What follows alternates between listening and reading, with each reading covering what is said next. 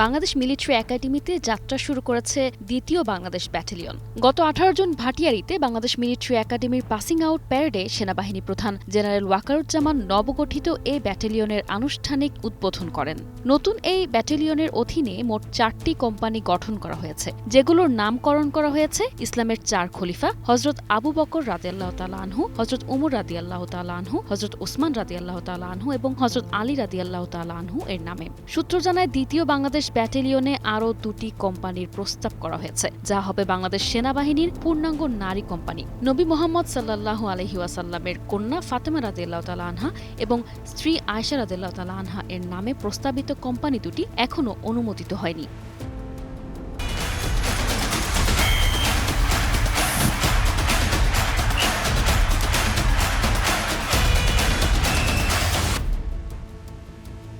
সেনাবাহিনীতে প্রতি বছর রিক্রুট করা ক্যাডেটের সংখ্যা বেড়ে যাওয়ায় নতুন আরেকটি ব্যাটালিয়নের প্রয়োজন পড়েছে বলে জানিয়েছে সূত্রগুলো। এদিকে বাংলাদেশ সেনাবাহিনীতে দেশের প্রধান ধর্ম ইসলামের সম্মানিত ব্যক্তি 4 খলিফার নামে কোম্পানি গঠন করার পর প্রতিবেশী ভারতে তীর্যক প্রতিক্রিয়া দেখা দিয়েছে। যদিও তাদের দেশের বহু সেনা ইউনিটের নাম সে দেশের প্রধান ধর্ম হিন্দু ধর্মের দেব-দেবীদের নামে রাখা আছে। এমনকি যুক্তরাষ্ট্র, যুক্তরাজ্য, জার্মানির মতো দেশেও ধর্মীয় পুরোধা ব্যক্তি বা চরিত্রের নামে সেনা ইউনিটের নাম রাখার নজির রয়েছে অনেক। বাংলাদেশ সেনাবাহিনীতে এই 4টি কোম্পানির নাম ইসলামের 4 খলিফাগণের নামে রাখার বিষয়টিকে ভারতীয় গণমাধ্যম ও থিঙ্ক ট্যাঙ্ক মহল ভিন্নভাবে সমালোচনা চালিয়ে যাচ্ছে। ভারতের কিছু উগ্রপন্থী ও ডানপন্থী গণমাধ্যম বা পোর্টাল যেমন নর্থ ইস্ট নিউজ এই নামকরণের সমালোচনা করতে দেখা যাচ্ছে।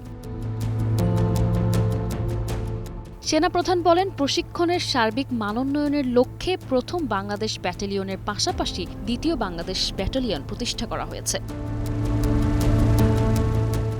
এদিকে জানা যাচ্ছে, প্রথম বাংলাদেশ ব্যাটালিয়নে রয়েছে 5টি কোম্পানি, যেগুলো মহান মুক্তিযুদ্ধের বীর শহীদদের নামে এই কোম্পানিগুলোর নামকরণ করা হয়েছিল। প্রসঙ্গত, সেনাপ্রধান একাধিক অনুষ্ঠানে সামরিক জীবনে ধর্মীয় মূল্যবোধের গুরুত্বের কথা তুলে ধরেছেন। তিনি বলেছেন, সামরিক জীবনে ধর্মীয় মূল্যবোধের চর্চা ও ধর্মীয় অনুশাসন মেনে চলা অপরিসীম। মনোবিজ্ঞানীরা বলছেন, সেনাদের যেহেতু দেশের জন্য প্রয়োজনে জীবন উৎসর্গ করতে প্রস্তুত থাকতে হয়, সেহেতু নিজ ধর্মের মূল্যবোধ ও উদ্দীপনা সেনাবাহিনীতে প্রয়োগের মাধ্যমে তারা চূড়ান্ত কুরবানি দিতে অনুপ্রাণিত হবেন। একই কথা বলছেন সমর বিশারদরা। এটিকে তারা একটু সমর কৌশল হিসেবে দেখছেন।